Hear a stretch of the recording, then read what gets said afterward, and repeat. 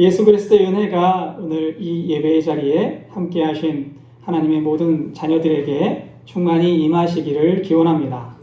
평안하시고 웃음이 넘치는 명절 연휴를 보내시기를 기도하고 또 기도하겠습니다. 얼마 전에 목사님들이 공부하는 모임에 갔다가 강사 목사님의 경험담이 참 인상적이었습니다. 서울에서 목회를 하시는 목사님은 재개발 계획이 세워져 있는 지역 사람들을 찾아가서 그분들과 함께 예배를 드린 적이 있다고 합니다. 그 지역은 오래전에 지금의 집을 다 부수고 아파트가 들어서도록 계획된 지역이었습니다. 그러나 그 지역에 살고 있는 분들은 지금 살고 있는 집을 나갈 계획을 세우지 못하고 있었습니다. 대부분이 새들어 살고 있었기 때문에 보상금을 제대로 받을 수 없었고, 또 보상금을 받는다고 한들 그 돈으로 서울의 다른 곳에서 제대로 된 집을 얻기가 너무 힘들었던 겁니다. 재개발의 시한은 다가오고 이분들은 나갈 수 있는 형편이 아니고 남아있을 수도 없는 굉장히 암울한 상황에 처하게 되었습니다. 이러지도 저러지도 못하는 상황에서 예배를 드리고 있는 겁니다. 목사님께서 기도를 하셔야 하는데 어떻게 기도해야 하는지 알 수가 없었다고 합니다. 목사님은 강연에서 이런 말씀을 하십니다. 사람의 힘으로 할 수 있는 일이 없었습니다. 도저히 답을 찾을 수도 없었고 무슨 내용으로 기도해야 할지 알 수가 없었습니다. 그런데 어찌해야 할지, 어떻게 기도해야 할지 알 수 없는 그때 진짜 기도가 나오더군요. 라고 말합니다. 강사 목사님의 말씀을 저는 이렇게 들었습니다. 아무것도 할 수 없었던 그때 저는 하나님을 바라볼 수밖에 없었고 하나님의 역사를 구할 수밖에 없었습니다. 그리고 내가 아무것도 할 수 없이 하나님만 바라보아야 하는 그때 비로소 진짜 기도가 되었던 겁니다. 라고 말이죠. 오늘 말씀은 흔히 가나의 혼인잔치라고 불리는 본문입니다. 예수님과 예수님의 어머니 그리고 예수님의 제자들이 가나에서 행해진 결혼잔치에 초대되었습니다. 한참 잔치가 절정에 이르고 있을 때 그만 잔치에서 가장 중요한 포도주가 떨어지고 말았습니다. 당시에 이스라엘 지역의 결혼식은 보통 일주일에서 열흘 정도 이어집니다. 만약에 잔치 중에 포도주가 떨어지면 결혼을 주관하는 두 집안이 큰 망신을 당하게 될 겁니다. 그뿐 아닙니다.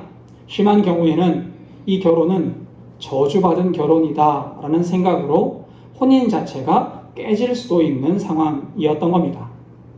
수리동난 결혼잔치는 굉장히 심각한 상황이었던 거지요. 당장 포도주를 만들어 올 수도 없었고 결혼식을 중단하자니 혼인이 깨지거나 아니면 두 집안이 온 동네에 망신을 당하게 되는 겁니다. 이때 예수님의 어머니가 예수님께 넌지시 이야기합니다.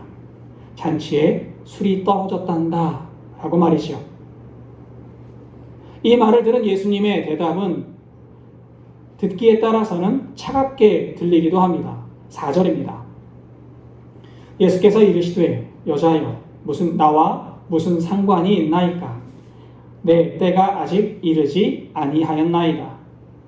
여자여 라는 말은 어머니를 비하하는 말이 아니에요. 당시에 여성을 정중하게 칭하는 호칭이 여자여였다고 합니다. 예수님은 어머니를 정중하게 여자여라고 말했던 거예요. 영어로 하면 마담 정도로 해석할 수 있을 겁니다. 나와 무슨 상관이 있나이까? 라는 말은 원어 성경을 보면 나와 당신이 가진 것이 무엇입니까? 라는 뜻이에요. 우리가 가진 것이 없습니다. 우리가 할 수 있는 일이 없습니다. 라는 거죠. 장로회 신학대학교 신약학 교수이신 장흥길 목사님은 이 구절을 해석하면서 이런 말을 합니다. 예수님은 아버지의 뜻에만 순종하겠다는 결단을 이 말에 담고 있다라고 말합니다. 그러니까 예수님의 어머니가 예수님께 술이 떨어졌단다 라고 말할 때 이 잔치는 나와 상관이 없습니다. 나는 아버지의 뜻에만 순종하겠습니다 라고 말하고 있다는 거예요. 그럼에도 불구하고 어머니는 일꾼들을 찾아갑니다. 그리고 일꾼들에게 이 사람이 시키는 일은 무엇이든지 그대로 하십시오 라고 말하는 거예요. 오늘 본문을 읽으면서 주목할 사람들이 있습니다. 한 사람은 예수님의 어머니 마리아이고 또 한 부류는 잔치집의 일꾼들입니다. 예수님의 어머니 마리아는 예수님이 나와 무슨 상관이 있습니까? 나는 하나님의 일을 하겠습니다 라고 말하는 그때 일꾼들을 찾아가서 너희에게 무슨 말씀을 하시든지 이 예수가 시키는 대로 해라 라고 이야기합니다. 마리아는 포도주가 떨어진 상황에서 자신이 할 수 있는 일이 아무것도 없다는 사실을 알았습니다.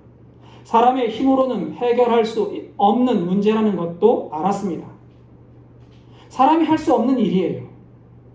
당장에 포도주를 만들 수 있나요? 당장에 포도주를 어디서 가져올 수 있나요? 이 문제는 해결될 수 없습니다. 그래서 마리아는 예수님을 찾아갑니다. 문제를 안고 예수님을 찾아갔던 겁니다. 그리고 하인들에게 말합니다. 예수님이 말씀하시는 대로 하라 라고 말입니다. 여러분, 이것이 믿음의 태도입니다. 내가 할 수 있는 일이 없음을 인정하고 문제를 예수님께 맡기고 주님의 말씀에 순종하는 것. 이것이 믿음이고 바로 여기에서부터 하나님의 능력이 역사하시는 겁니다. 저는 교회를 섬기면서 비슷한 이야기들을 듣는 경우가 있습니다. 대를 이어서 신앙생활을 하시는 분들은 자주 이런 말씀을 하십니다. 제가 오늘까지 믿음을 지키며 살 수 있었던 것은, 제가 지금 온전한 모습으로 살 수 있었던 것은 돌아가신 나의 아버지 또는 돌아가신 나의 어머니의 기도 덕분입니다 라고 말입니다. 그분들은 아버지 어머니의 새벽마다 밤마다 무릎 꿇는 기도의 모습을 떠올리셨던 겁니다. 그리고 그 기도가 자신을 지켜 주었다고 고백하고 있습니다. 내가 방황하고 있을 때, 내가 넘어질 때, 내가 하나님을 떠날 것 같은 순간에도 보이지 않는 곳에서 부모님의 기도가 나를 붙잡아 주었다는 간증을 우리는 우리 교회 안에서도 들을 수 있고 또 믿음의 사람들 입에서 여러 차례 들을 수 있습니다. 마리아가 예수님께 문제를 가져간 것처럼 신앙의 부모님들은 자녀들의 문제를 하나님께 가지고 나아갔던 겁니다. 자녀를 바꿀 힘이 자신에게 없다는 것을 알았기 때문에, 자녀의 문제를 내가 해결해 줄 수 없다는 것을 알았기 때문에 그들은 예수님 앞에 무릎을 꿇었습니다. 그 기도가 세월을 넘어 오늘 우리를 붙들어 주고 있는 겁니다. 교우 여러분, 오늘 우리의 삶에도 문제가 있겠지요. 개인적인 어려움이 있겠고, 가정에 문제가 있겠고, 어쩌면 교회의 문제도 있을 겁니다. 어떤 문제는 내 힘으로 해결할 수 있을 것 같지만 어떤 문제는 내가 손을 댈 수도 없는 것 같은 문제가 있습니다. 앞이 막힌 것 같고 길이 없어 보이고 어떻게 해야 할지 알 수 없는 상황에 서 있을 때가 있습니다. 그런데 성경은 분명히 말씀합니다. 그때 우리가 바라볼 분은 오직 하나님 한 분뿐이라고 말입니다.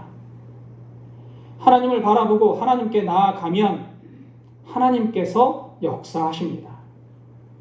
하나님을 바라보고 하나님 앞에 무릎 꿇으면 하나님의 역사가 여러분들에게 이루어집니다.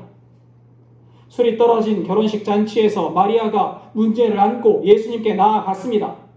그리고 일꾼들에게 이야기합니다. 예수의 말을 순종하여라. 술이 떨어진 결혼식 잔치 집에는 마침 정결 예식을 위해 두세 통의 물이 들어가는 돌 항아리가 6개 있었다라고 기록합니다. 당시에 한 통이라고 하면 지금의 기준으로 하면 약 40리터 정도 되는 양입니다. 40리터 하면 감이 잘 안 오시지요? 여러분, 마트에 가면 큰 생수통 있잖아요. 그게 2리터짜리예요. 이게 20개가 들어가면 40리터입니다. 두세 통이라고 했으니까 20개짜리 22리터짜리 20개를 2개, 2배 내지 3배를 넣어야 하는 항아리가 있었던 거예요. 돌 항아리 하나에 물이 80에서 120리터가 들어갑니다. 엄청난 크기의 항아리인 겁니다. 예수님은 이 항아리 6을 물로 채우라고 일꾼들에게 말씀하십니다. 일꾼들은 항아리에 물을 가득 채우라는 말씀을 들었을 때 아마도 의아했을 겁니다. 지금 필요한 것은 술인데 왜 물을 채우라고 하실까? 일꾼들은 마음속에 의아함을 품고 예수님을 의심했을지도 모릅니다. 그러나 그들은 말씀대로 물을 채웁니다. 항아리에 아귀까지 물을 채웠다라고 성경은 기록합니다. 그것도 120리터가 들어가는 항아리 6개를 다 채운 겁니다. 그리고 8절입니다. 이제는 떠서 연회장에게 갖다 주라 하시매 갖다 주었더라. 항아리에 물을 떠서 연회장에 갖다 주라고 말씀하시니 일꾼들은 가져다 주었다라고 본문은 기록합니다. 술을 떠서 가져다 주었다가 아니에요. 떠서 가져다 주었다. 떠서라는 말은 그리스어 원어 성경을 보면 안틀레오입니다. 물을 깃다라는 뜻이에요. 우물에서 물을 기를 때 안틀레오라는 말을 씁니다. 그러니까 일꾼들은 지금 항아리에 있는 것이 물인지 술인지 확실히 알지 못하는 상태에서 우물을 깃듯이 술을 길었다라는 거예요. 그리고 일꾼들이 물을 떠서 잔칫집에 가져다 주었을 때 물이 변해서 포도주가 되었고 나중 포도주가 이전 포도주보다 더 좋았다고 성경은 기록하고 있는 겁니다. 10절 말씀도 읽어보겠습니다. 말하되 사람마다 먼저 좋은 포도주를 내고 취한 후에 낮은 것을 내거늘 그대는 지금까지 좋은 포도주를 두었도다 하니라. 일꾼들이 순종하니까 그 순종의 역사가 일어났습니다. 물이 변해서 포도주가 되었고 이전의 기쁨보다 이후의 기쁨이 더 커졌다라고 성경은 말하고 있는 겁니다. 예수님 어머니의 행동과 일꾼들의 행동은 따로 떼어서 볼 수 없습니다. 어머니는 문제를 하나님께 가져왔고 일꾼들은 예수님의 말씀에 순종하였습니다. 예수님 어머니의 내 힘으로는 할 수 없습니다 라는 고백과 주님 말씀하시면 순종하겠습니다 라는 결단이 합해지니 물이 변해서 포도주가 되는 표적이 일어났습니다. 그리고 이 표적은 모든 사람을 기쁘게 하였던 겁니다. 이 말씀은 오늘날 우리에게도 의미가 있습니다. 지금 우리에게도 많은 문제가 있는 줄로 압니다. 우리 눈에 할 수 있는 일이 없어 보이기도 하고 낙심이 되기도 합니다. 때로는 절망이 되기도 하고 내가 이 문제를 풀 수 있을까 무너지고 넘어지기도 합니다. 그러나 우리가 기도하고 하나님을 바라보면 하나님을 의지하고 하나님 말씀에 순종하면 하나님은 반드시 우리가 나아갈 길을 열어주실 줄 믿습니다. 자녀들의 인생에도 마찬가지이겠지요. 부모로서 자녀들을 위해 해줄 수 있는 일이 많지 않다고 느껴질 때가 있습니다. 그러나 그때야말로 기도가 필요할 때입니다. 내 힘으로는 해결할 수 없지만, 내 힘으로는 풀어줄 수 없지만, 하나님은 여러분의 기도를 들으시고 여러분 자녀의 길을 인도해 주실 겁니다. 교우 여러분, 오늘 본문이 우리에게 전하는 결론은 분명합니다.